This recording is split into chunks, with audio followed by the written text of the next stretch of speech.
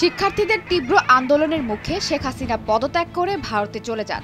বিমানে দিল্লি গেছেন তিনি। তার অবতরণে যে সংকট সৃষ্টি হয়েছে তার জন্য দিল্লি একেবারেই প্রস্তুত ছিল না। গত ৫ আগস্ট রাতে প্রধানমন্ত্রী নরেন্দ্র মোদীর সভাপতিত্বে ক্যাবিনেটের নিরাপত্তা বিষয়ক কমিটি বাংলাদেশ নিয়ে আলোচনা করতে জরুরি বৈঠকেও বসেছিল। বৈঠকে পররাষ্ট্রমন্ত্রী এস জয়শঙ্কর, স্বরাষ্ট্রমন্ত্রী অমিত শাহ, অর্থমন্ত্রী নির্মলা সীতারামন সহ সিনিয়র কর্মকর্তারা সবাই উপস্থিত ছিলেন।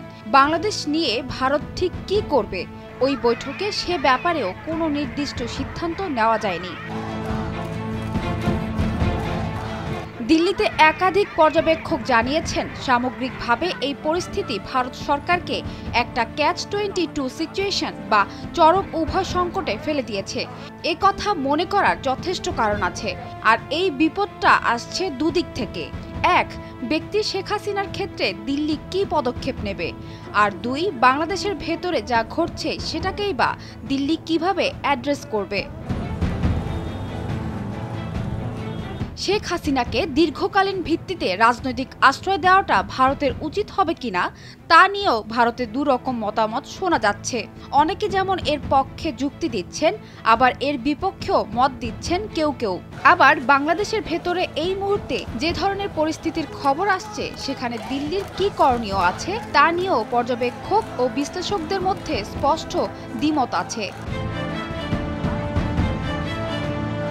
দিল্লিতে বর্তমানে অন্য আরেকটি মতবাদ হলো, ভারত যদি বাংলাদেশের এই পরিস্থিতি দেখেও চুপচাপ হাত গুটিয়ে থাকে তাহলে ঘরের পাশে আরেকটি মৌলবাদী শক্তির উত্থান অবধারিত। এমনকি লক্ষ লক্ষ হিন্দু শরণার্থীর ধাক্কা সামলানোর জন্য ভারতকে প্রস্তুত থাকতে হতে পারে। সরকারিভাবে ভারত অবশ্য এখনও ওয়েট অ্যান্ড ওয়াচ অর্থাৎ পরিস্থিতির দিকে সতর্ক নজর রাখার কৌশল নিয়ে এগোচ্ছে। কিন্তু এই পাল্টাপাল্টি যুক্তিতর্কগুলো ভারতকে যে প্রবল দ্বিধাদ্বন্দ্বে ফেলেছে তাতে কোনো সংশয় নেই। শেখ হাসিনা ও বাংলাদেশ পরিস্থিতি প্রসঙ্গে এই যুক্তিগুলো কি, এই প্রতিবেদনে সেটাই তুলে ধরার চেষ্টা করা হয়েছে। শেখ হাসিনার গতিবিধি নিয়েও তখনও চরম অনিশ্চয়তা। ঢাকায় ভারতের হাই কমিশনার ছিলেন এমন একজন সাবেক শীর্ষস্থানীয় কূটনীতিবিদকে মেসেজ করেছিলাম, শেখ হাসিনা হেলিকপ্টারে ঢাকা ছেড়েছেন জানতে পারছি, আপনি কিছু শুনেছেন? সঙ্গে সঙ্গে তিনি সংক্ষিপ্ত জবাব দেন, যেখানে খুশি যান, ভারতে না এলেই হলো। বাংলাদেশের রাজনৈতিক সংকটের জেরে শেখ হাসিনাকে ভারতে পালিয়ে আসতে হলে সেটা নিয়ে যে দিল্লিতেই একটা প্রবল দ্বিধাদ্বন্দ্ব কাজ করবে তা তার ওই মন্তব্যে স্পষ্ট ছিল।